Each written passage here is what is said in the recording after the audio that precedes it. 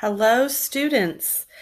We're going to take some time to explore ordering fractions, mixed numbers, and decimals with a few strategies. And after you hear about a strategy, you're going to get a chance to quiz yourself with a question and see how well you understand.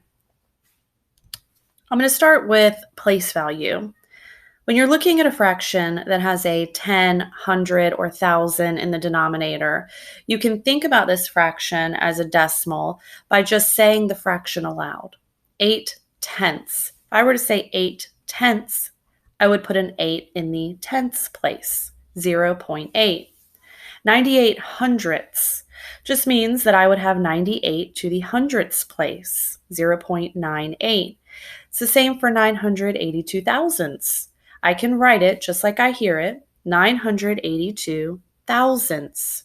So when we're looking at fractions that have a 10, 100, or a 1,000 in the denominator, we can always say those aloud and write down the decimal that we hear. Thinking about benchmarks is another very helpful strategy. When I say benchmarks, I mean 0, 1/2, 1 whole. Benchmarks are fractions or decimals that you know where they are on the number line, and then you can think about how far away the fractions you're ordering are from those benchmarks. For example, 1 and 1/10. I know that 1 and 1/10 is more than 1, but it's still very close to 1 because it's only 1/10 away. So I can place that on my number line. 75 hundredths. I know that 75 hundredths is less than 1 whole. I also know that 75 hundredths is greater than 1/2 or 5/10. Now, 75 hundredths is also equal to 3/4, and I know this because I used my money strategy, which we'll talk about later. Knowing that 75 hundredths is equal to 3/4, I could place it on the number line directly between 1/2 and 1 whole. 1 and 6/10. 1 and 6/10 is only 1/10 away from 1 and 5/10. It's greater than 1 and 5/10 or 1.5, and I could put this one directly behind 1 and 5/10. 5/6. 5/6 is less than 1 whole. I know this because 6/6 is 1 whole, but it's only 1/6 away, so it would be closest to 1 whole. So again, using benchmarks or thinking about how far away the fractions and decimals that you're ordering are from those benchmarks can help you put them in order. Another helpful strategy is to think about money. I can think about money when I think about fourths or quarters. $1 broken into 4 parts would be 4 quarters. 1/4 would be 25 cents. 3/4 or 3/4 would be 75 cents.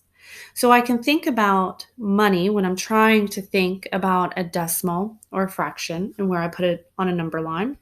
This applies for numbers or fractions larger than 1. For example, if I have 1 and 3/4, 1 and 3/4 would be 1 whole and 3/4 or 75 cents. I can also think about money when I'm thinking about tenths. If I take $1 and I split it 10 ways into 10 parts, each part would be 10 cents or 1 dime.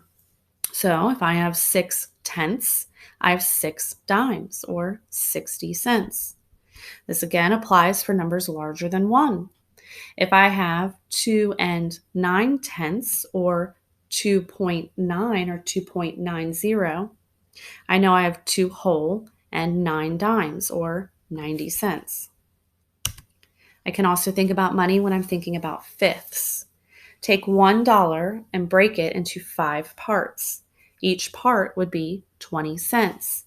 So 3/5 would be 60 cents. I have 1/5, 2/5, 3/5. 3/5 would be 20, 40, 60, or 0.6. Again, this applies for numbers larger than 1 whole. If I have 2 and 1/5, I have 2 whole and 1/5. $1 broken into 5 parts. Each part is 20 cents. So 1/5 would be 20 cents.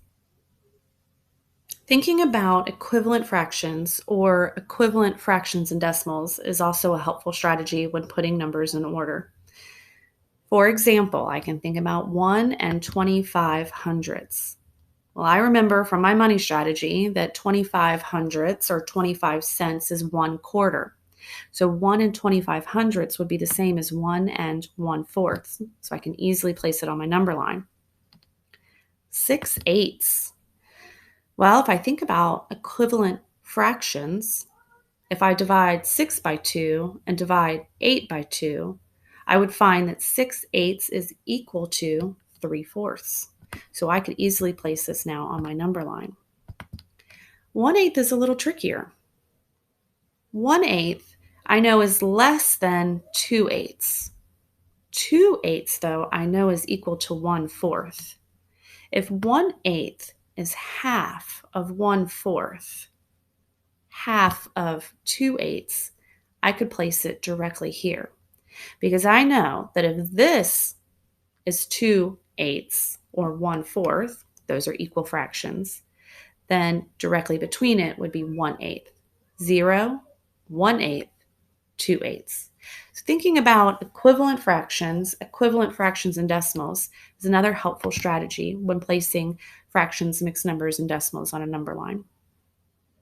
Another helpful strategy is to think about your benchmarks and think about how much more or how much less a fraction is in relation to that benchmark. This is helpful when you're looking at fractions that are very close to benchmarks, and you really need to think about those pieces. For example, 5/4. I know that 1/2 is 4/4. So 5/4 is one more piece than 1/2. 5/4 is equal to 1 and 1/4. I know that 1 and 1/4 would go here between 1 and 1.5. Now, 9/8. 9/8 is also more than 1/2, and it's one piece more than 1/2. But when I think about those pieces, 1/8 is smaller than 1/4.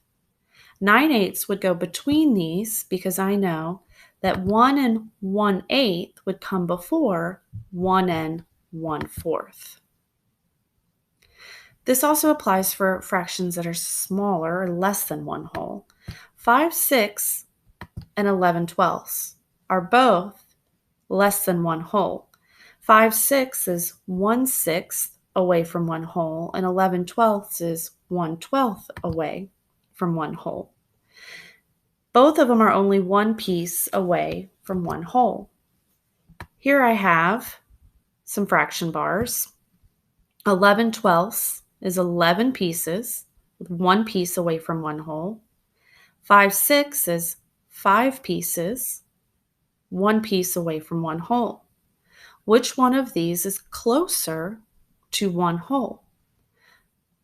1/12 is a smaller piece, so it would be a smaller distance from 1/2. So when I'm placing these fractions in order on my number line, I know that 11/12 is closer to 1/2 than 5/6. Both of them are only one piece away, but how much more or less that little piece is can be helpful.